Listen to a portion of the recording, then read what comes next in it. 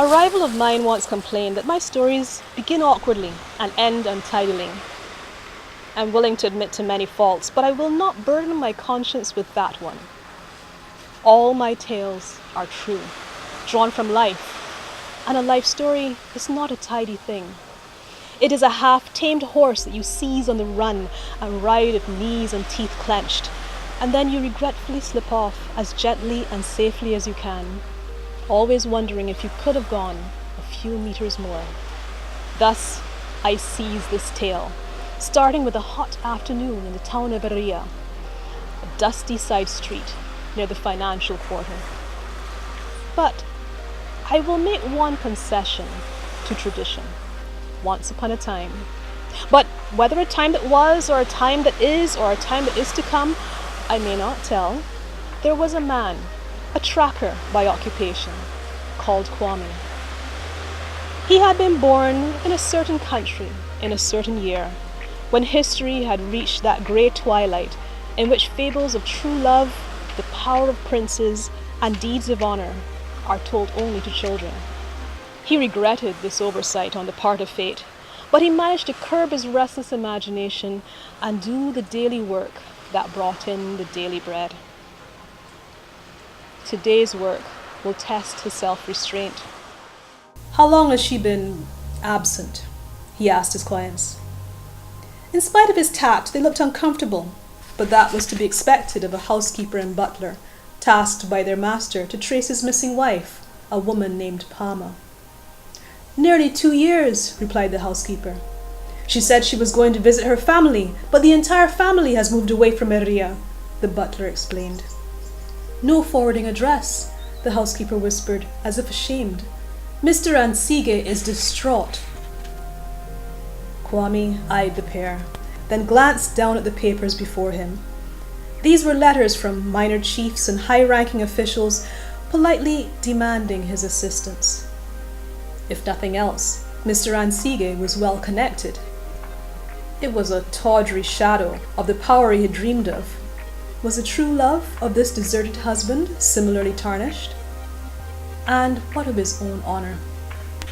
He was very wary of trying to find people who did not wish to be found, but the names on those scraps of paper ensured that any refusal from him would not be quickly forgotten. Fairy tales and Nancy stories, his adult self said, trying to sneer at these scruples before he had time to question whether it was cowardice or prudence that made him cautious. Do the work and stop your dreaming. "I'll see what I can do," he sighed with a faint grimace. He had little choice. The rent of an office, even in a town like Iria, was more than his business could support. And he needed this case to conclude his affairs honestly before he could resume his itinerant ways. He yearned for those days of walking free, with not a town man to pressure him about which case to take and which trail to leave. Leaner days too, if truth be told. But Kwame had always found liberty more satisfying than comfort. Poor Palma, his conscience murmured. Do you want to go back? Or do you prefer liberty too? Is that the one? It is. She is.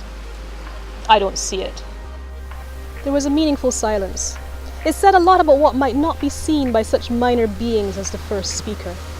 The quiet rebuke was absorbed with equal quietness, and then the first speaker tried again.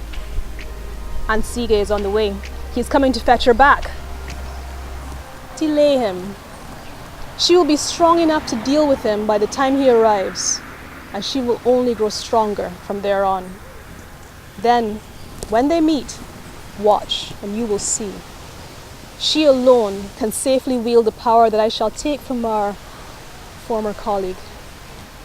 The last two words rode on the breath of a regretful sigh. Will you really? I mean to involve a human? Are you certain? I am certain that Palmer can wield it, and I am equally certain that he must not. Isn't that enough? Another pause. Then, he's going to be very angry. He will try his utmost to get it back. The reply held a subtle glimmer of a smile. That is indeed my hope. These two unknown figures have plans for Palmer, fate-like plans in which Ansige, if he is not careful, will be brushed aside like a fly. It is the pause point of the wave at its crest, the rumbling of a distant storm, the thrill in the backbone when the eyes of the predator glitter in the moonlight from the darkness of the trees and the tall grass. Something is going to change, and it is for you to judge at the end of the tale who has made the best of the change and of their choices.